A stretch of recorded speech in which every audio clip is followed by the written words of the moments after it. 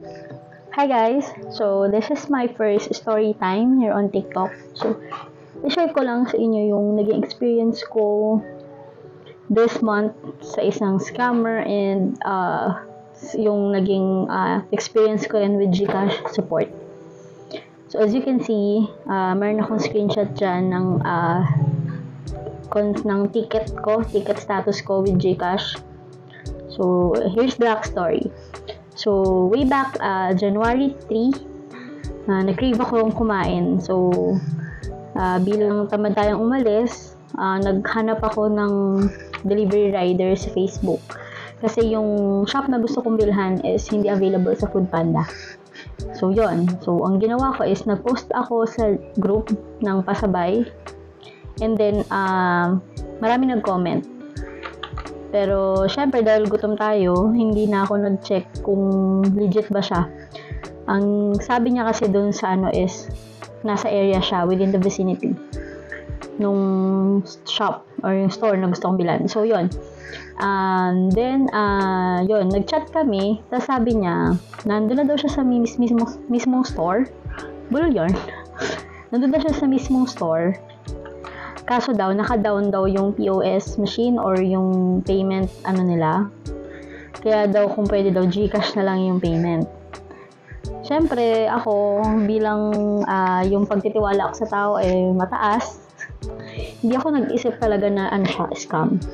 So, nag-send kasi siya ng QR. So, feeling ko, mas legit siya kaysa sa number lang, diba? So, nag-send siya ng QR, tapos, to pay for the amount of 807.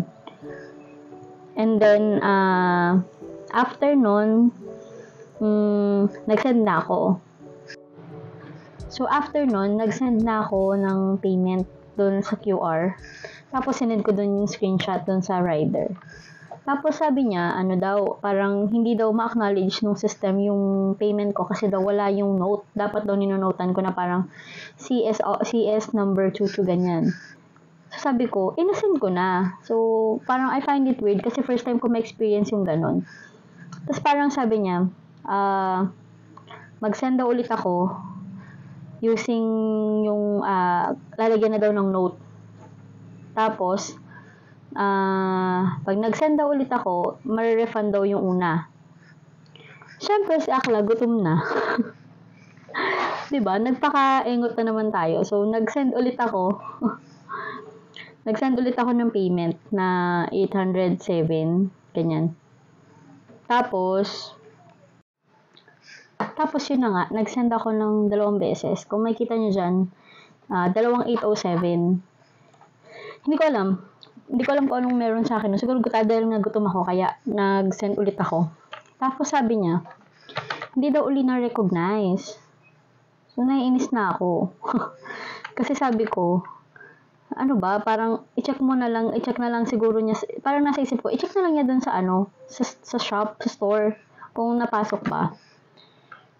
Tapos parang, sabi pa niya, isa pa daw, mababalik daw yung dalawa kong binayad para daw, dalawa kailangan refund daw yun kapag nag-send ako ng tama. So, hindi na ako natutuwa kasi unang-una, ang tagal na nung usapan namin, tapos parang minamadali niya ako na mag-send kasi daw i-order na niya, ganyan-ganyan. Tapos, after nun, ang ginawa ko, chinek ko na siya dun sa, chinek ko na sa page, sa mga Facebook, ganyan. Kung yung account ba na yun is legit.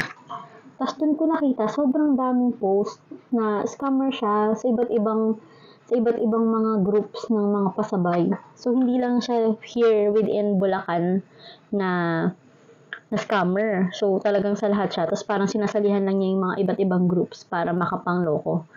Which, naisa ako dun sa naloko niya. Tapos sabi ko, ibalik mo na lang, ganyan-ganyan. Pero hindi niya na ako pinansin. Tapos parang nung sinabi ko na scammer ka, binlock niya na ako. So, si Akla, lumong-lumo siya kasi nga, unang-una, nawalan ako ng 807. So, that's 1,614. And then, wala pa akong food. Diba? So, ang nangyari is, para lang kumalma ako that time, umorder ako ulit ng food. So, okay na siya, okay na yung food.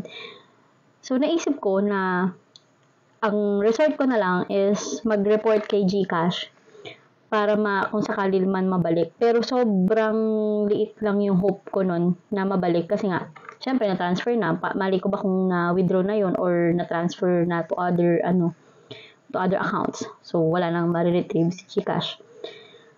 Pero yun, ang ginawa ko is sinend ko yung screenshot ng mga payments ko na deduct sa akin, and then yung QR na pinagsendan ko, sinend ko rin. Yun yung sinabi ko na parang na-charge ako twice ng isang scammer na wala naman akong napala, parang ganun, something like that.